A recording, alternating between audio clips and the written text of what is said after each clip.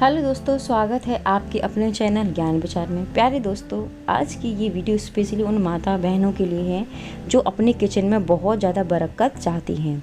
तो कुछ ऐसे ही टिप्स मैं आपको बताने वाली हूँ कि यदि आप चाहती हैं कि आपके किचन में बरकत बनी रहे, माँ अन्नपूर्णा का आशीर्वाद आपके ऊपर बना रहे, तो कुछ चीज़ें आपको ध्यान रखनी है, कुछ बातें आपको ध्यान रखनी है जो कि आपके घर में बरकत कभी ख़त्म नहीं होने देंगी। हमेशा धन धान्य और सुख समृद्धि आपके घर में बनी रहेगी।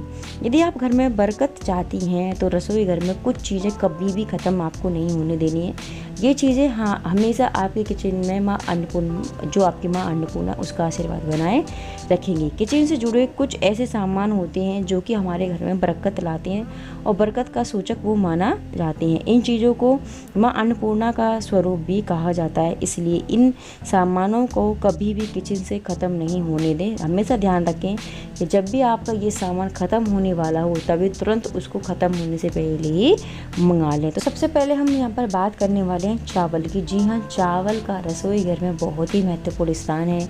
चावल का प्रयोग हम पूजा थाली में भी करते हैं और जो भी हम पूजा अर्चना करते हैं अपने इष्ट देवताओं की, वहाँ पर हम रोली चंदन से और चावल से तिलक करते हैं। तो जो अक्षत होते हैं, जो चावल होते हैं, वो बहुत ही महत्वपूर्ण होते हैं किचन में। तो जब भी आपको ऐसा लग रहा हो कि घर में चावल ख़त्म हो रहे हैं तो उनको ख़त्म ना होने दें।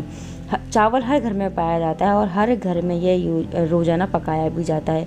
चावल का जो संबंध है वो शुक्र ग्रह से बताया गया है। रसोई में चावल खत्म होते ही शुक्र का प्रभाव भी खत्म होने लगता है, इसलिए कभी भी पूरी तरह से रसोई घर में चावल ख़त्म ना होने दें। इससे भौतिक सुख में भी कमी आ जाती है।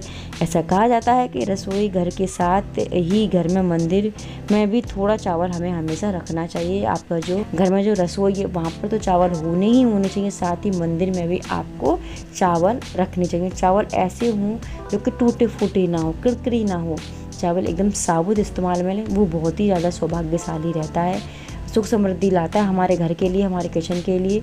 तो हमेशा अगर आप चाहते हैं आपका शुक्र मजबूत बना रहे तो घर में और मंदिर में चावल हमेशा बनाकर आपको रखनी है। दूसरी हम बात करेंगे यहाँ पर आटा। जी हाँ, आटा घर का, रसोई घर का बहुत ही महत्वपूर्ण अंग होता है। कहते हैं घर में कुछ नहीं है तो आटे की रोटी बनाकर भी आप किसी गरीब को दे सकते हैं और खुद भी खा सकते हैं। चावल की तरह आटा भी अहम अनाज होता है जिसका इस्तेमाल हर घर में किया जाता है। कहा जाता है कि रसोई घर से आटा पूरी तरह से ख़त्म होने पर इसका प्रभाव मान सम्मान पर पड़ता है। यदि आपके घर में कोई रिश्तेदार आ जाता है और उस समय आपके घर में बिल्कुल भी आटा ना हो तो आपका मान सम्मान ख़त्म होने लगता है। सामने वाला आपके लिए धारणा बना लेता है कि इस घर में आटा भी नहीं है हमारे लिए। तो इस तरीके से एक जो हमारा मान सम्मान है वो ख़त्म होने लगता है। तो इसलिए कभी भी आटा अपने घर में ख़त्म ना होने दें। जब भी ऐसा लगे कि आपको आपके घर में या किचन में आटा ख़त्म होने वाला है तो ख़त्म होने से ही पहले आटा आप ले आएँ। घर परिवार, रिश्तेदार और कार्यस्थल पर व्यक्ति के सम्मान में कमी आने लगती है यदि आटा घर में ख़त्म हो जाता है। इसलिए आपको ध्यान रखना है कि आटे का डब्बा आपको भरा ही रखना है, खाली नहीं होने देना है। तीसरा हम बात करेंगे यहाँ पर हल्दी। जी हाँ, जैसा कि मैंने बताया चावल के बारे में कि पूजा स्थान में भी चावल का प्रयोग होता है, उस तरह से हल्दी से बहुत सारे जादू मंत्र, टोटके और हल्दी का जो कार्य पूजा पाठ में भी किया जाता है। तो हल्दी विशेष तौर पर बहुत ही महत्वपूर्ण स्थान रखती है। धार्मिक दृष्टिकोण से देखें तो हल्दी बहुत ही ज़्यादा शुभ होती है। हल्दी का इस्तेमाल खाने पीने से लेकर पूजा पाठ में किया जाता है। हल्दी को यदि हम नियमित रूप से खाने में इस्तेमाल करते हैं तो हमें बीमारियां नहीं होती और हमारी इम्यूनिटी भी बूस्ट होती है। साथ ही साथ हल्दी का उपयोग पूजा पाठ में भी किया जाता है। हल्दी का संबंध गुरु ग्रह से होता है। कहा जाता है कि हल्दी के ख़त्म होते ही किसी अशुभ समाचार की प्राप्ति आपको हो सकती है। यदि आप चाहते हैं कि आपके घर में किसी भी प्रकार का अशुभ समाचार ना आए तो हल्दी को बिल्कुल ख़त्म ना होने दें। यहाँ पर आपको एक विशेष बात ये भी ध्यान रखनी है कि यदि आपके घर की हल्दी ख़त्म हो जाती है तो हल्दी को कभी भी किसी से उधार नहीं लेना चाहिए। इससे भी आपका जो वास्तु दोष लगेगा और घर में कलेश बढ़ेगी, माँ अन्नपूर्णा का आशीर्वाद आप पर नहीं रहेगा। तो हल्दी को किसी से मांगना नहीं, आपको कोशिश करनी है कि हल्दी यदि ख़त्म होने वाली है तो उससे पहले ही आप हल्दी मंगा लें। यदि आप चाहते हैं कि आपके गुरु देवता हैं वो अच्छे बने रहें तो हल्दी को बिल्कुल भी रसोई घर से ख़त्म ना होने दें। नेक्स्ट हम बात करेंगे नमक। जी हाँ, नमक जिस तरीके से हमारे जीवन में खाना, पानी, हवा आवश्यक है, उसी तरह से हमारे जीवन में नमक भी बहुत ज़रूरी है। अगर हम 2-3 दिन नमक नहीं खाते तो किस तरीके से हमारे हाथ पैरों से जान निकल जाती है और हमारा शरीर ऐसा लगता है बहुत ही ज़्यादा वीक लगता है। यदि हम नमक नहीं खाते हैं तो नमक भी हमारे जो किचन में बहुत ही महत्वपूर्ण स्थान रखता है। नमक के बिना किसी भी खाने में स्वाद नहीं आता, एकदम स्वादहीन खाना लगता है।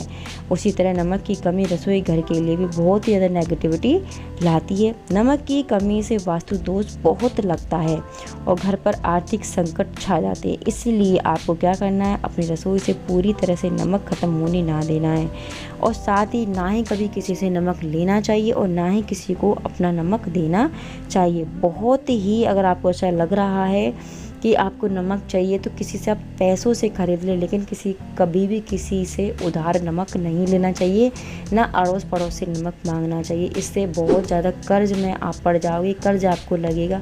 और कभी भी नमक को अपनी हथेली पर नहीं रखना चाहिए, इससे भी बहुत बड़ा दोष लगता है यदि आप नमक को अपनी हथेली पर रखते हैं। ठीक है, तो इस तरीके से आपको ये नमक की विशेष बात ध्यान रखनी है। नमक को किचन में जब भी आप रख रहे हो तो हमेशा कांच के जार में रखें, ना ही स्टील में रखें और ना ही प्लास्टिक में।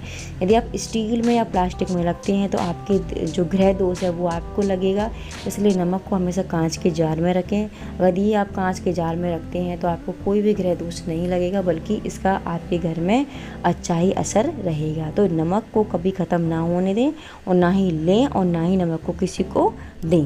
लास्ट हम बात करेंगे यहाँ पर दूध की। जी हाँ, हमारे घर में दूध, दही, छाछ ये अगर हमेशा बनी रहती है, हर वक्त रहती है, तो आप यकीन मानिए माँ अन्नपूर्णा का आशीर्वाद आपके ऊपर है। किसी घरों में आप जाकर देखते होगे, आप गए तो लेकिन उनके घर में दूध नहीं होता, तो कोई रिश्तेदार आ जाता है तो वो उसी वक्त बाज़ार से दूध मंगवाते हैं या खुद लेकर आते हैं। इस तरह की स्थिति आपको अपने घर में नहीं होने देनी। हमेशा 1 गिलास दूध बचा कर रखें।